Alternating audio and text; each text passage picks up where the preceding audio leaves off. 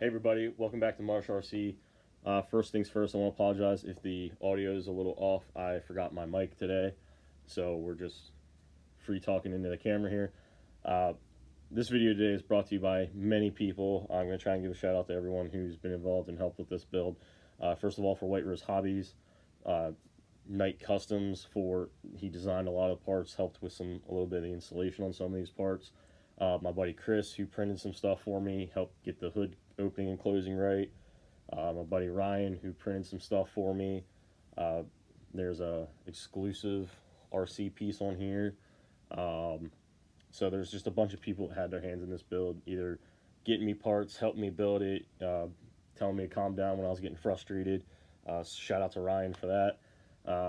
So this is my SCX10 that has a Axial 1967 C10 body on it. If you've seen if you've seen my running video from Motorama, this is the truck that I went to Motorama with. Had a very unfortunate thing happen about 8-10 feet in on the course. Broke my C-hub on the front driver's side C-hub. Broke that about 8-10 feet in. I somehow miraculously was able to finish my run.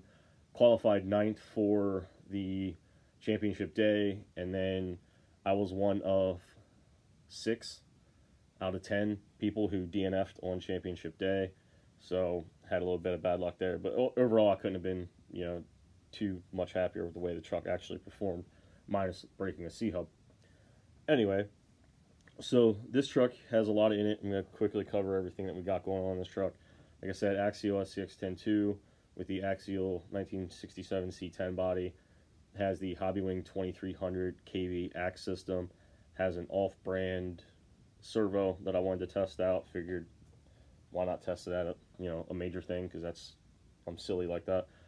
Has the Vanquished link kit in it. It has the RC 4-wheel drive 1.7 IROX tires with the stock foams, sitting on G-made 1.9 beadlocks.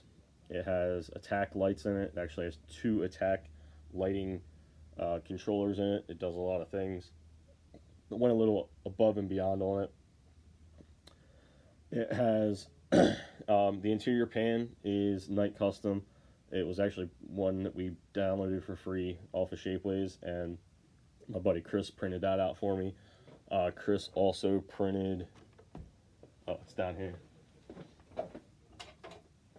My buddy Chris also printed the my pool pal for me. It worked really well in testing. I actually never had to use it during comp, but still had it in the event I needed it.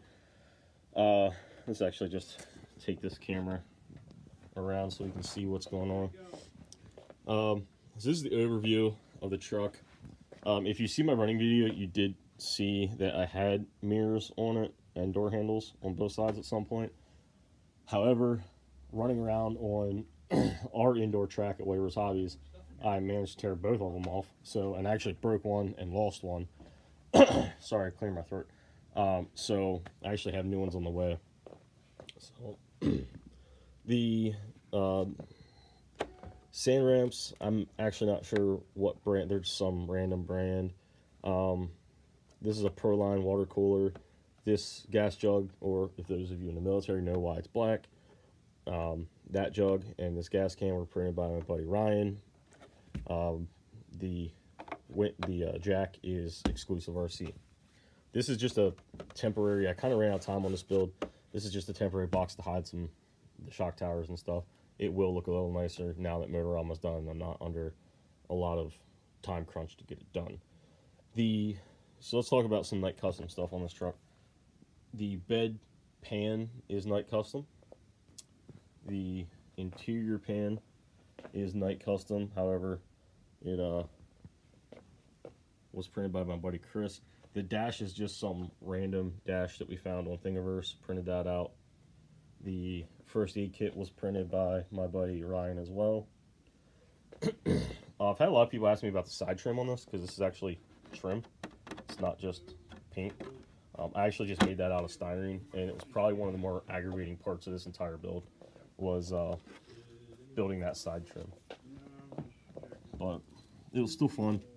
Still good. This truck came out way better than I really had anticipated, and I just had so much fun with it. So carrying on with some detailing stuff. This is a RC four-wheel drive winch hook strap that I just shoe glued. Hopefully it's dry because I actually just did it this morning, just to pull the hood up. So that's the interior, or the hood underneath the hood there. The hood kit, which is the brace under here, and the hinges are Night Custom. That's the Night Custom hood kit. Then you have the motor here, the engine, which is Night Custom, which actually I don't have permanently affixed, which you can do. It actually just sits in the shock towers. Then the front fender wells / engine bay is Night Custom as well. So we have from Night Custom, and then one more thing, we have the fuse box, battery, tanks, and brake is all the engine bay accessories from Night Custom.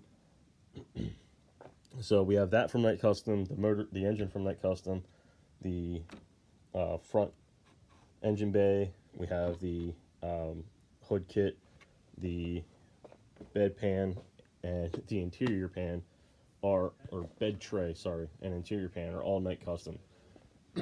This was my first time using major structural parts from Night Custom, and honestly guys, I couldn't be more thrilled.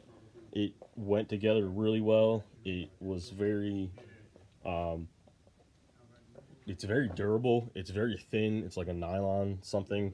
Please, James, if I said that wrong or gave wrong information, please correct me. But I believe some kind of a nylon infused material or something like that, which gives it the strength. So anyway, that's all that. A few things about the installation of these Night parts. One, I use shoe glue to install all of it except yeah, there, that screw there and that screw right there, which screws down to underneath. I had to make those just because of the way my truck is, but these holes here are what I think you should be able to use. But the way I have my truck set up underneath, I wasn't able to, so I had to make my holes. No big deal. The hinges gave me quite a bit of problems, and it wasn't James's fault in the design or anything. It was me. I had the screws in there a little bit tight. The paint was sticking a little bit. So basically what I did is I put it together, and I literally just sat here for, I don't know, hours. Maybe not hours, but like an hour. Just going like this, opening, closing, opening, closing, just to loosen it up and get it to freely move. And after I did that, it was perfect, spot on. The other thing I had to do, just because it's the way I wanted to install it, the way the engine bay mounts in the front to the chassis is a screw through here, through the shock tower, through your shock, and then out the other side. That's the way I did it. I don't know that's necessarily its intended way, but that's the way I wanted to do it. So I did have to notch out right here on both sides to be able to do that. Sorry, I have something in my throat. But again, that's just the way I personally wanted to do it. Had nothing to do with the way it was designed. There were other ways that we could have done it. Again, long run, that's the way I wanted to do it. Along here on both sides is shoe glued in. This whole thing, the hood brace, is shoe glued in. The bed tray is shoe glued in around this lip. The interior pan, there's like little flaps that come along here on both sides that shoe glued them in right there. So it all went together very well. All these little accessories are shoe glued in. So it all went together very well. And kudos to James for designing it and getting something functional. I had a couple people make comments about the motor. I'm not going to say all the people who made the comments, but they weren't the greatest comments about, oh, that's cute, da da da, or oh, nice little motor or engine. I love it because it's not one of those super detailed that fit around the motor, because my motor is under here. This covers my battery. So that's the way it was designed. That's what it was designed for, and it works because my battery's right there. I can actually, I run a really big battery, but I can still take my battery out. Look, boom. And like I said, I run a really big battery for a crawler. But anyway, that's not like here nor there. You can hate on my battery choice later. Anyway, like I said, I love the way this truck came together, and I wanted to get this video out saying, you know, just letting people know what it is, what's going on with it. It performed great. The pieces were awesome. They went together. I had a blast up at Motorama. I did take a quick, like, spinning, like, while this thing was on my truck stand video at Motorama, which I showed a couple people. I will add that to this video so that you can see what it looked like before it got all dirty and scratched, because this body had never been run ever before my first run at Motorama 2 weekends ago.